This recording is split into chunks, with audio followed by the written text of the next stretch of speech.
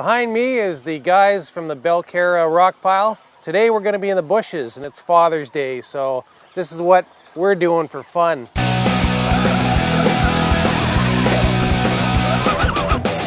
Normally guys are going through here on mountain bikes and the trials bikes. Not today, it's quiet today.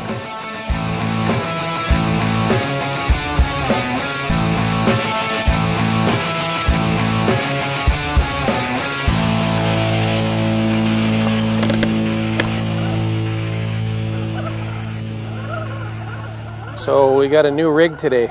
We do. It's made by Carter Fab down in the States. It's got Wraith axles, race skid plate, custom chassis and outer body. Tekin Rock 31 kV in there and Tekin MMP. So far it's a pretty nice rig and we'll see how she does today. First run trail running on with this rig up this road. Yeah. Well, this is a new day for me too. This will be my first trail run. And I brought Bob and Doug with me. They left the beer at home. Oh, those are awesome characters in there.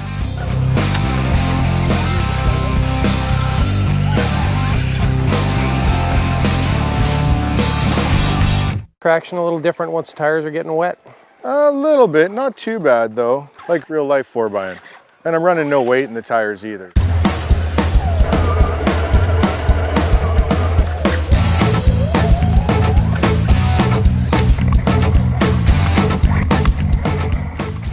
So you can see the Wraith is very popular amongst the guys who are even running the trails and on the rocks.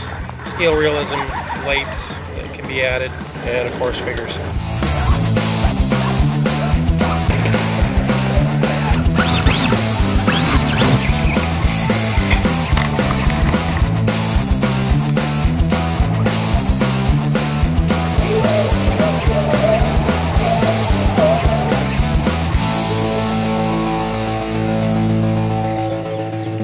Alright, so let's take a break from the trail crawl and explain something that you may or may not know about rock crawlers.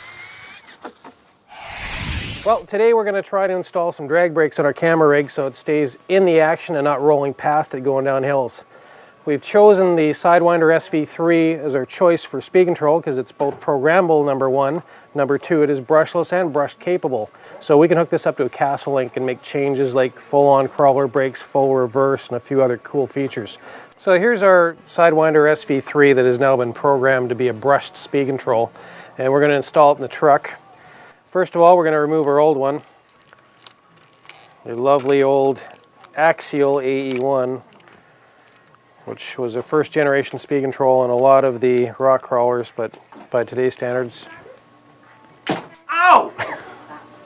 I think I missed. At any rate, we'll put a little servo tape down in here, remove the old stuff. So we'll install a little bit of servo tape on the bottom of our speed control.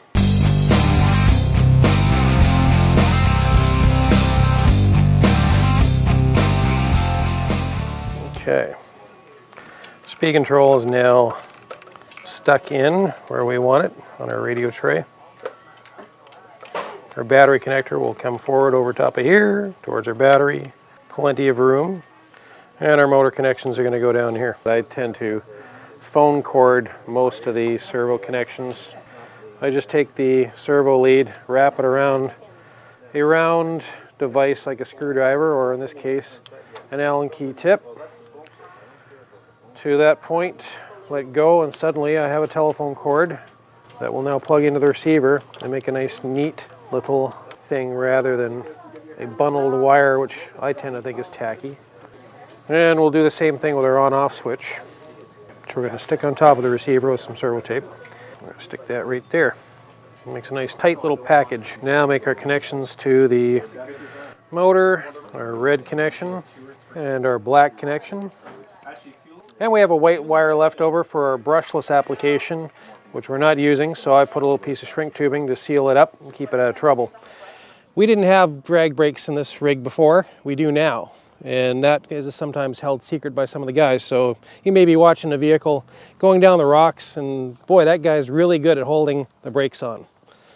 Completely hands off, 213% programmed into the speed control drag brake. So literally as this thing is moving forward, the engine will turn. It's now become a little generator. It sends the voltage up into the speed control.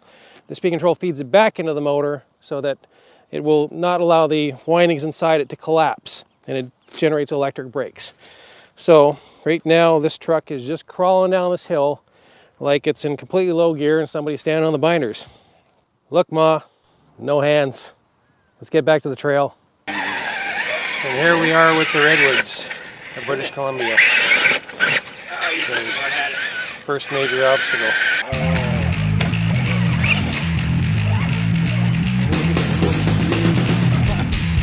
Harsh Shabota's the only guy that's made it up on the log and over. So let's see who else can make her.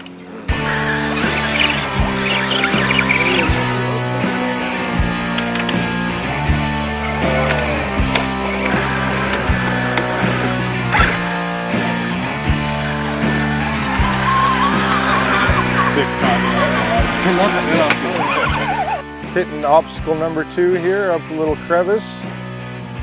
See how this goes. So your truck was the only one that made it over the log there pretty handsomely. What do you think was your secret to that? I don't know, I think it was that little oomph at the bottom just to get myself to the top, and then Find the right place to get the traction. yeah, and the steering on this thing seems to work phenomenally. It's you get really good throw side to side, which helped me at the top there make the corner, and a little overdrive in the front helps as well.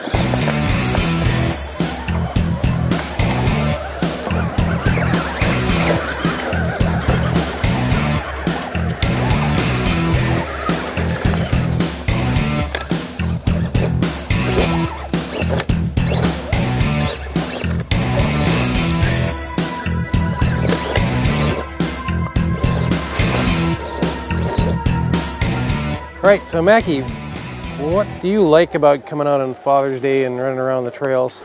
Just getting out, hanging out with the guys, crawling. Tell us a little about the accessories on your rig there as you rear end me. It's a SCX-10 trail honcho. There are some upgrades to it, like the body. Is that actually your scale miniature RC car in the back? Yeah, I got that at Christmas. So consider that HO scale 1/72nd, but now it's just a RC car along for the ride. Yeah, just for the looks. Handled that rock pretty well. We're onto some waterfall action, very slow waterfall.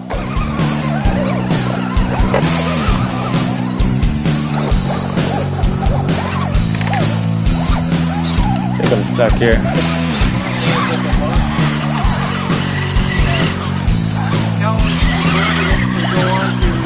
There you go. CX-10 or chassis? Calvin's sporting the Trailfinder 2 based, custom framed 1956 Ford Dually, running the Proline body on top, PF2 drivetrain, and a custom built chassis that he designed himself. Okay, so there are actually Tamiya semi-truck wheels on the back end of this puppy.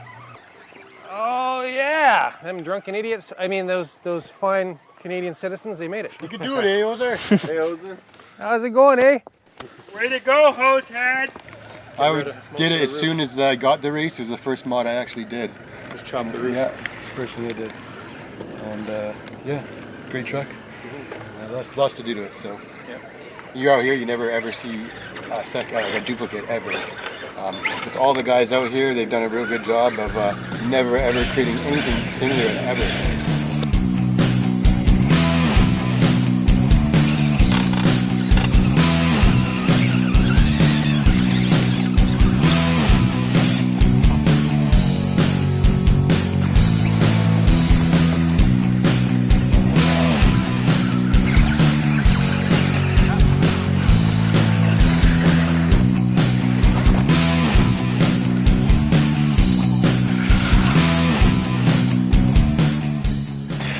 That's good.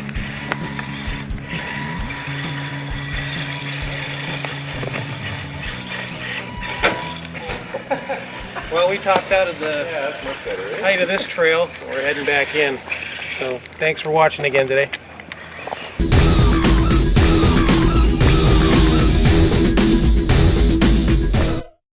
Through RC, I have learned the principles of aviation.